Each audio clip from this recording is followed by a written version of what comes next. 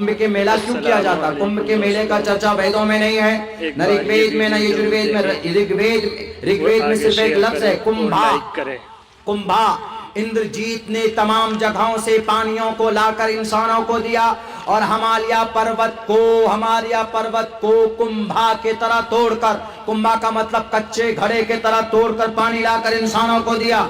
लफ्ज कुंभा मिलता है, इसका चर्चा नहीं है, लेकिन लोगों के कथाओं में है, तो वो लोग इस पर अमल करते हैं और उसका मकसद ये होता है कि जो भी गंगा में जाकर डुबकी लगा देगा उसके सारे गुनाह पाप हो जाएंगे।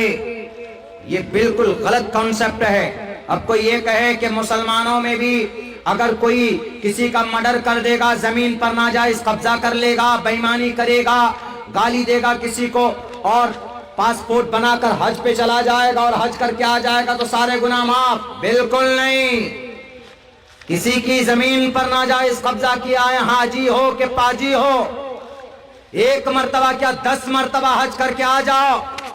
अगर किसी का मर्डर किया, किसी की जमीन हड़प ली, नाजायज तरीके पर खेत काट कर इधर से उधर कर दिया, कल कयामत में अल्लाह तबारक व तआला आपसे पूछेगा। आपसे कल्ला नहीं पूछेगा, बल्कि जिसका आपने मर्डर किया वो आकर गिरबान पकड़ लेगा। जिसकी जमीन आपने हड़प ली आकर फौरन आएगा कि मेरी जमीन दो।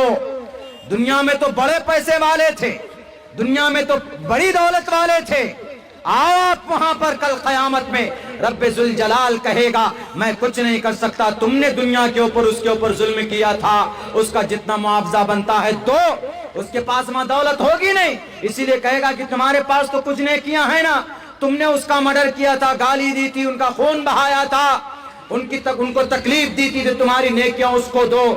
इसके पास की सारी नेकियां खत्म हो जाएगी, जहन्नम में डाल दिया जाएगा। इसीलिए मुसलमानों, हमारे अल्हम्दुलिल्लाह ये अकीदा, ये कॉन्सेप्ट है कि अगर किसी बंदे के ऊपर कोई जुल्म, कोई हुकूकुल इबाद में कोई कमी कोताही होती है तो अल्लाह तबारक व तआला उसको माफ नहीं करेगा, देना पड़ेगा। ऐसे हिंदू भाइयों में भी है, चाहे महाकुंभ के मेले में आप 100 बार नहा लीजिए, स्नान कर लीजिए, 45 दिन का ये मेला होता है।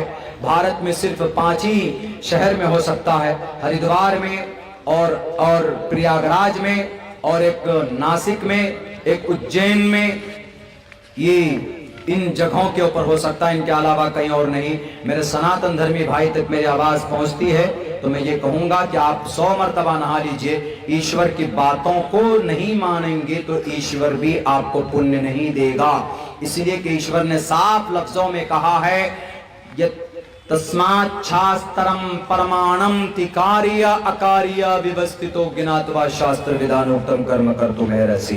परमात्मा की कही